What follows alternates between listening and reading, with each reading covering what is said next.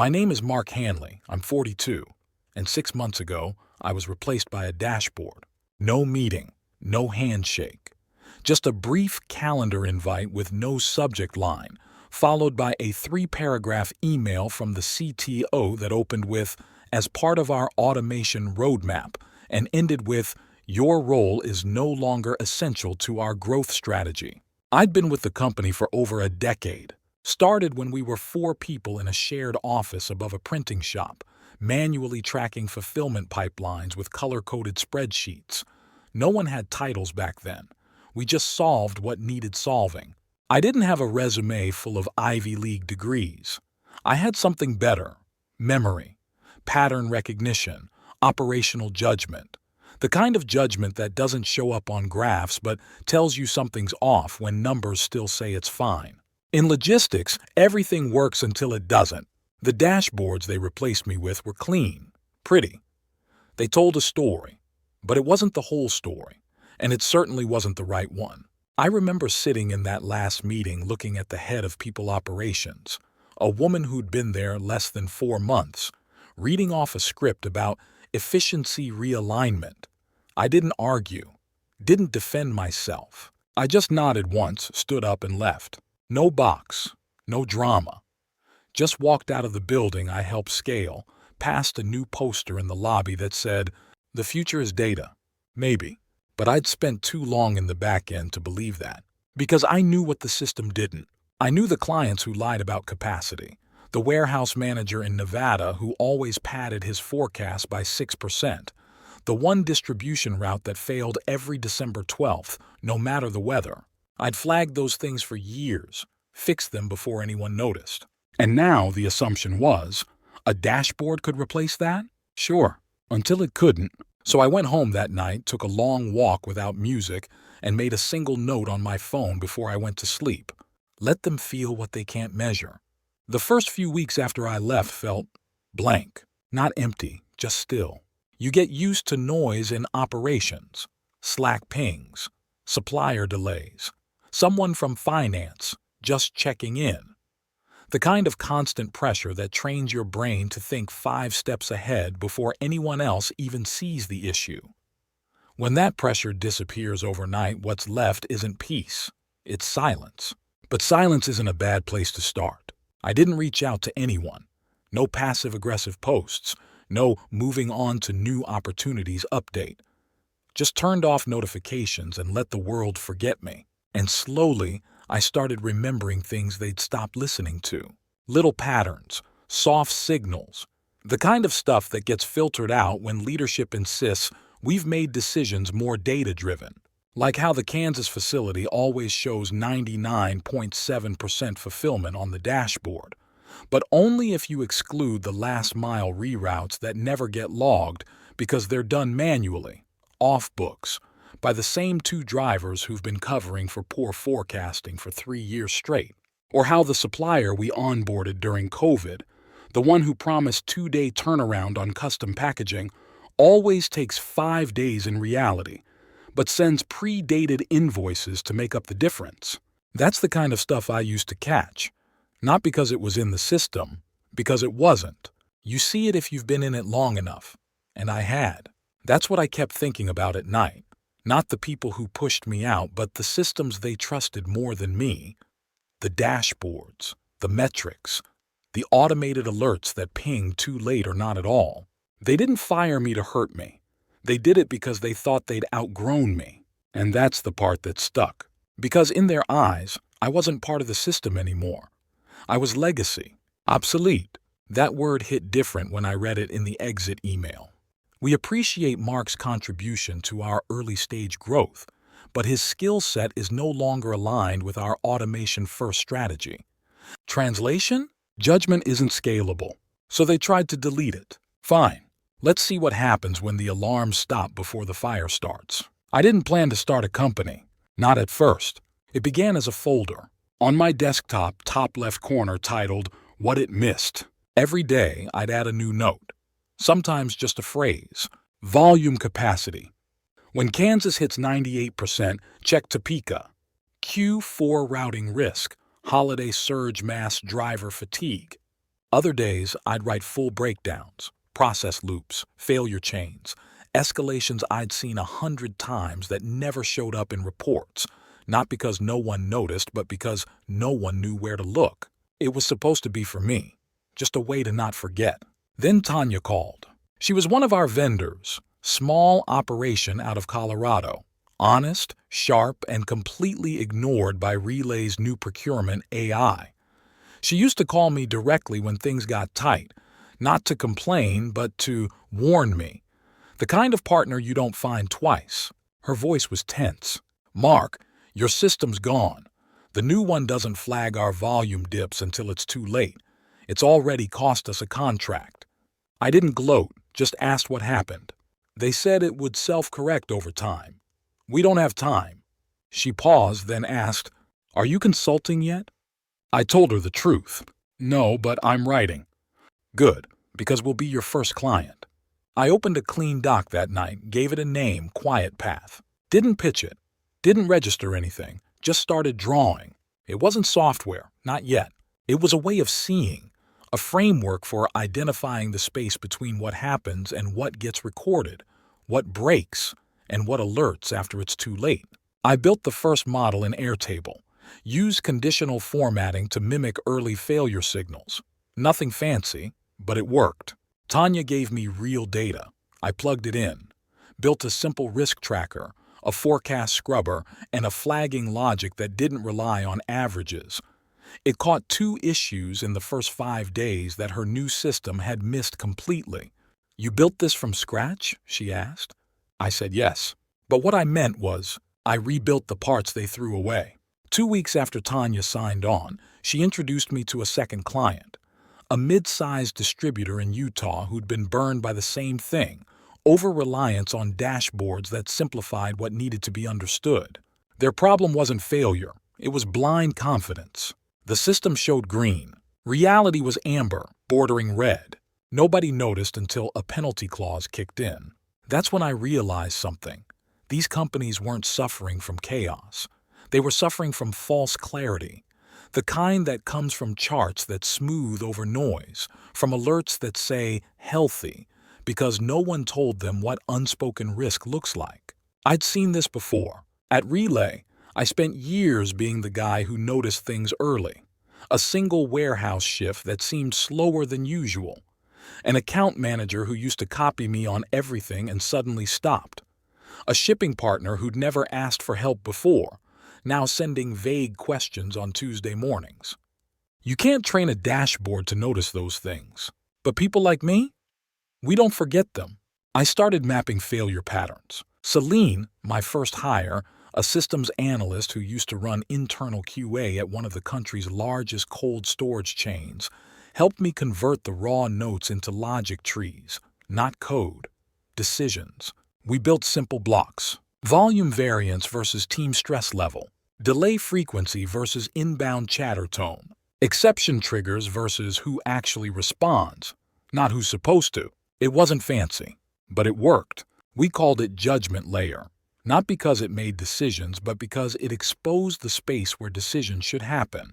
Tanya's team used it first, then Utah. Then a packaging vendor I hadn't spoken to in 3 years who texted, "I heard you're the guy who still knows how to see patterns." He was right. I didn't build dashboards. I built sight. Meanwhile, back at Relay, cracks were spreading. They'd rolled out a new automated exception management suite. One of their PMs posted about it on LinkedIn, something about eliminating friction at scale. But a week later, I got a late-night message from Jordan, one of the floor ops leads still at Relay. We missed 2 back-to-back service windows. Nobody noticed until a client called. The system flagged green because the contract SLA was outdated in the config. He added, "This didn't happen when you were here. It wasn't fancy, but it worked." I didn't answer. I just read it again, slowly. They'd built a machine to replace human error and ended up automating it instead. By month 4, we had 5 clients, all through word of mouth. No marketing, no blog, no announcements. Just one sentence repeated in different forms. He sees things before they break. That was enough. I didn't call what we built software. I didn't even call it a product. Quiet Path was a method, a map, a set of instincts made visible, then codified. It didn't replace people. It amplified the ones who actually noticed when something felt off. Celine and I had a rhythm by then. She handled system logic and build-outs. I handled listening. That became our real edge. Listening not to what clients said, but what they skipped. One ops director spent 20 minutes telling me about volume peaks and routing adjustments, but kept circling back to how staff's been rotating more lately. He didn't say it was a problem, just a passing mention. The third time he said it, I flagged it in the margin of our shared notes. 10 days later, his lead route planner quit. The week after that, they missed their first SLA in a year. Our system caught it before it happened, not because it predicted attrition, but because we watched patterns of silence. No dashboard shows that, but humans do. Meanwhile, Relay launched a new initiative. Total System Intelligence. I saw the internal slide deck. A former product manager forwarded it to me. He was gone now, laid off after the Q2 churn numbers, but he still cared. Slide 6 said, "We now replace subjective ops review with predictive routing fidelity, removing dependence on legacy knowledge." Legacy knowledge. That was me. They replaced me with routing fidelity. But clients were starting to notice. Tanya texted, "Just got an inbound from your old team. They're asking why we dropped them." I told them we didn't. They dropped themselves when they stopped answering emails. Another client said their new system keeps showing 100% completion, even though 14% of orders were being reprocessed after delivery. But reprocessing wasn't tracked. It lived in an off-system spreadsheet owned by a floor manager 2 levels down. When I showed them the disconnect, their COO asked me flat out, "Why didn't we see this before?" I told him the truth. "Because your system is designed to be confident, not curious." He looked at me for a long second and said, "Then redesign it." I worked from coffee shops, co-working spaces, sometimes the back seat of a rental car near a warehouse. Wherever clients were willing to hand over their rawest, most frustrating data, I'd go. Celine brought in someone new, Marcus, former military logistics. Never worked in startups, but he understood weight, timing, movement, risk. He said something in our first meeting that stuck with me. If it only works under perfect conditions, it's not a system. It's a suggestion. We made that our internal rule. Every process had to function under stress, time loss, and partial silence. If it couldn't, we rewrote it. No performance bonuses, no fake urgency, just execution. That week, one of our earliest clients onboarded their third facility through Quiet Path. I visited the site myself, talked to the staff, ate lunch with the floor supervisors, asked how it actually felt. One of them, Miguel, older guy, 20 years in fulfillment, said, "Your system doesn't yell, it just nudges." That's when I knew we were building something bigger than automation. We were building trust.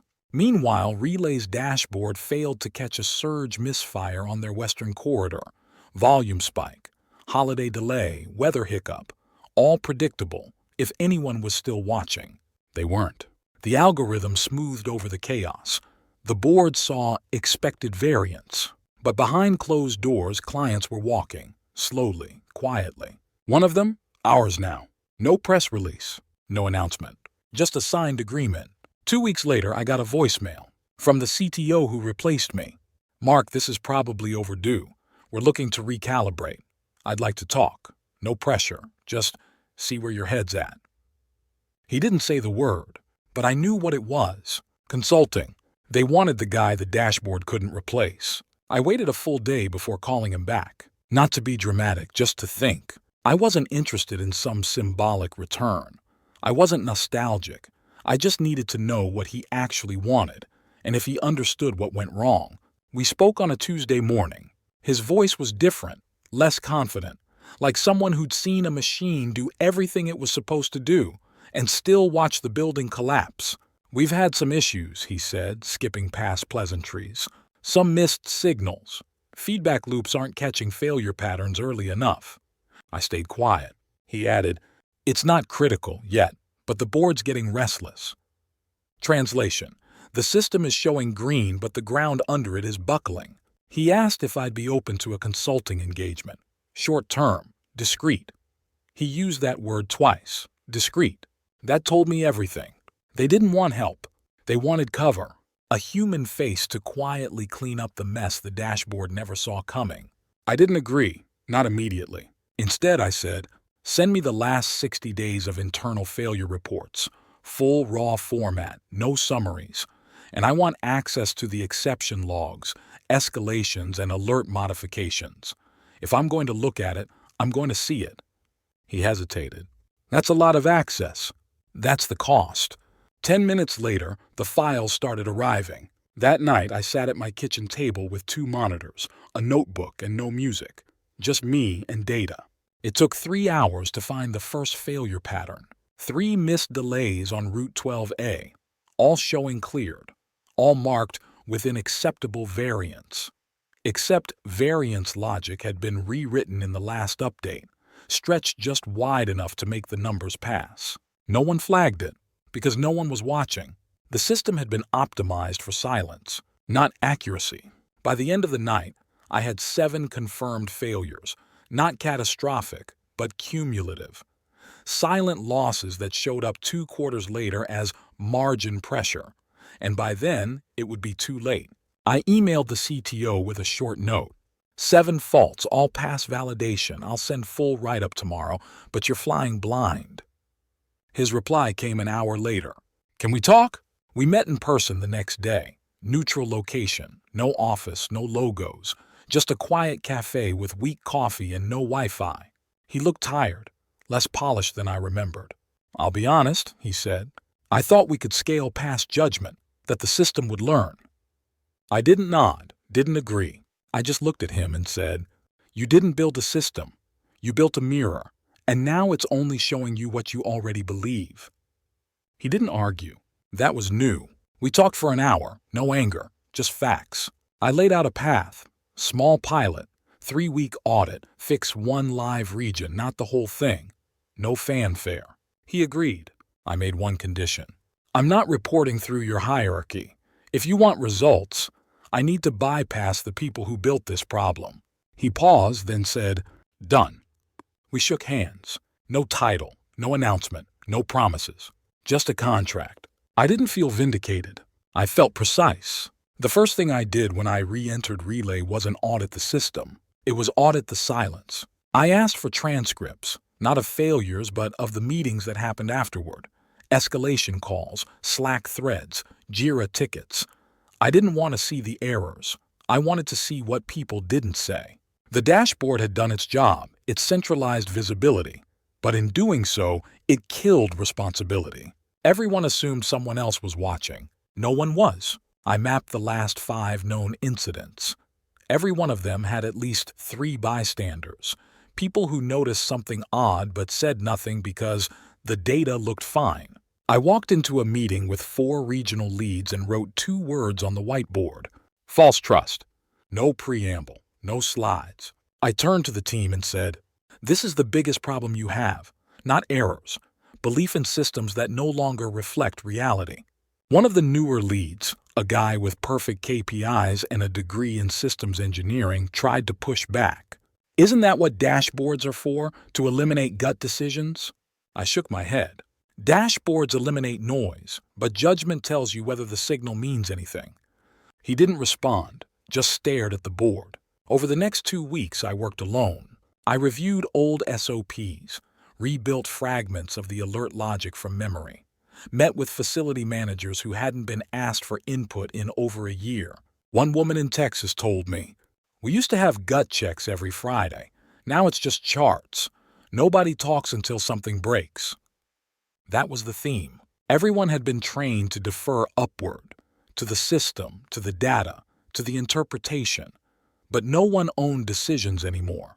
So I started rebuilding judgment, not with software, with accountability trails, layered triggers that required someone, somewhere to say, yes, I see this, I accept it. No more silent failures. Either you confirmed the event or the system flagged you, not as a scapegoat, but as a decision point. It took 5 days to get the pilot site live. 3 more to catch the first pattern. Mid-tier volume spike leading to delivery reroute fatigue. The dashboard said normal variance. The new layer flagged. Repetition risk. 2 unplanned escalations, 1 supervisor override. That meant something. The ops manager saw the alert, took action. Rerouted 2 trucks. No delays. That hadn't happened in 6 months. At the end of week 3, the CTO asked if we could expand to 2 more regions. I said no. We're not ready. If you scale it now, they'll forget why it works. He frowned. We don't have time. I looked at him carefully. That's what you said last time, and it bought you silence, not stability. He nodded slowly. And for the first time, I saw it. Not fear, not panic. Humility. The kind that only shows up after a system fails, and no one has anyone left to blame. Meanwhile, QuietPath kept growing. Celine onboarded 3 new clients, all from referrals. One of them was a national chain we tried to land years ago at Relay. They never signed then. Too slow, too complex, too many layers. Now they came to us directly. I didn't mention it to anyone. Just added their initials to our internal wall. A habit we'd started. Chalk markers, no logos. 1 square per client, no noise, just record. Celine texted that night. That makes 12. No churn. 100% manual renewals. I texted back. We don't need to be loud, we just need to be right. She sent a single emoji. That meant we were aligned. Not just on growth, on direction. Because while my old company was trying to recover trust from its own systems, I was busy building something better. A structure where judgment wasn't optional, where silence wasn't normal, and where systems worked because people still knew how to think. I didn't stay at Relay. The pilot worked. 3 regions stabilized. Client churn slowed. 2 major partners rescinded their review phase and quietly signed renewals. They asked if I wanted to formalize the engagement.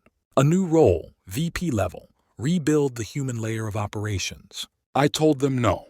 I wasn't interested in rebuilding what they'd spent a year breaking. I was building something else, and now they were starting to notice. The final call came from the CEO. I hadn't spoken to her since the day I was off-boarded. She was measured, respectful, careful with her words. We made some assumptions, she said. We believed automation could outpace judgment, that it would scale cleaner. I let her speak. We thought we were freeing people up to do higher value work, but instead we just stripped away the last layer of accountability. She paused. I've been watching what you're doing with QuietPath. It's different. Then the offer. Equity, leadership, control over the new infrastructure model. She even used the word legacy. That's when I knew I wasn't going back.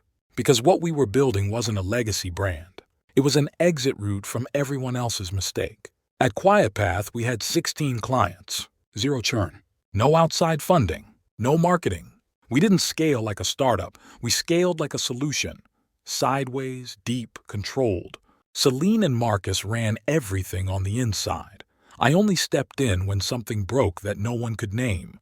That was my role now, naming what others ignored. We built judgment layers for systems too brittle to say, I don't know. We built escalation maps for teams too afraid to raise flags. We restored visibility not by adding more data, but by making someone responsible for reading it. Our clients got quieter too. Less panic. Fewer fires. No need for all hands. One of our warehouse clients called me last month and said, I don't think about operations anymore. I just check the markers. If they're green, I know you already caught the yellow. That was the goal. Not dashboards. Not alerts. Trust. The kind you earn by being right before anyone knows it matters. One afternoon, I walked past the Relay office on my way to meet a client. New logo, new furniture, new people. I stood across the street and watched through the glass. Someone was giving a presentation in the lobby. Big screen, animated graphs, circular metrics. I didn't feel anything. No bitterness, no victory. Just distance. I'd left that system behind.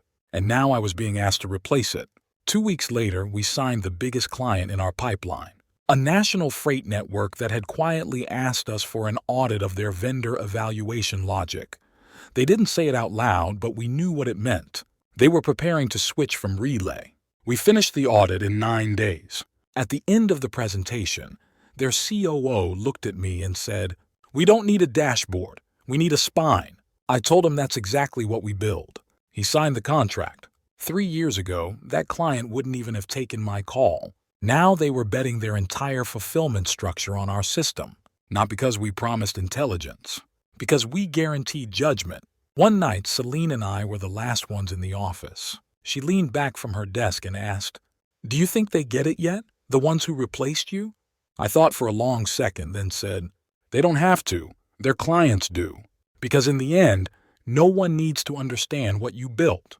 They just need to know it works."